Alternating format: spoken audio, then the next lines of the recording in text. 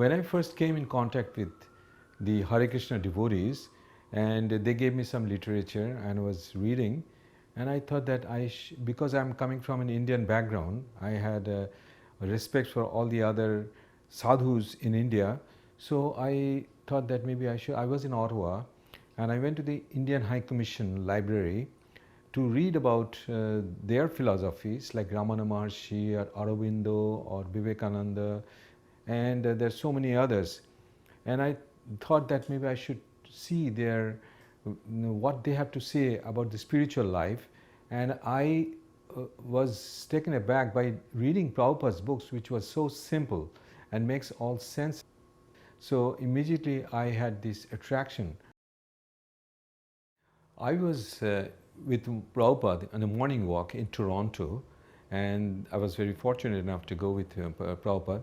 And then the many devotees were asking questions, and one Indian devotee, he asked Prabhupada, actually he was complaining to Prabhupada about other devotees, other North American devotees, is that they always criticize him. And he thought that he was expecting that Prabhupada being from India, he would support him.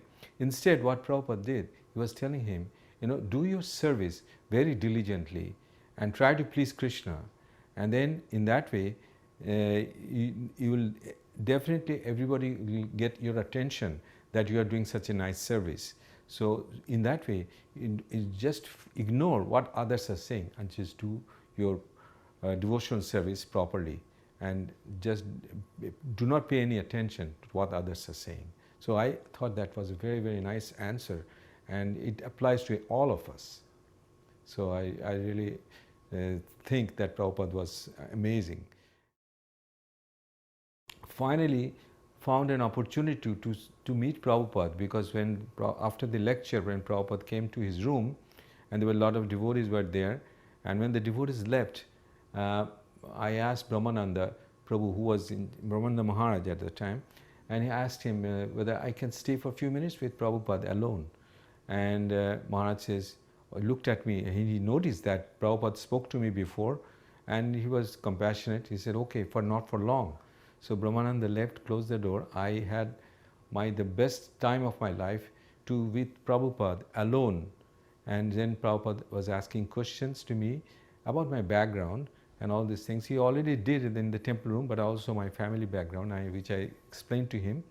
And finally, Prabhupada concluded to me that, do something for this temple, because he always wanted to encourage to see the Indians take more advance to do some devotional service, because in those days there was hardly any Indians who'd come forward.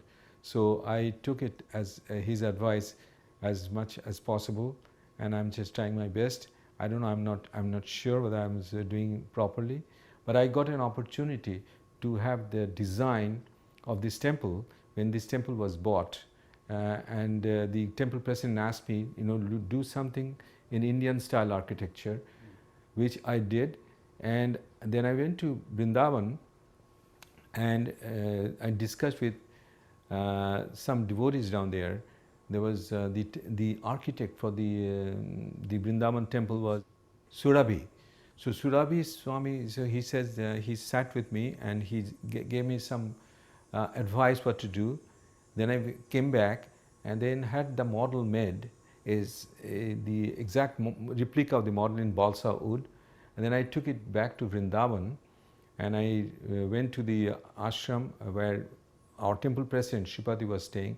I gave the model to him to show it to Prabhupada for his approval.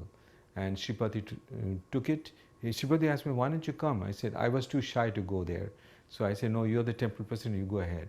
So he took it, and then later on when Shripati came back to Montreal, I asked him, did he like it? He says, yes. He said, this is fine, you go ahead with it. So then I made the construction drawing, from which the contractor made this temple.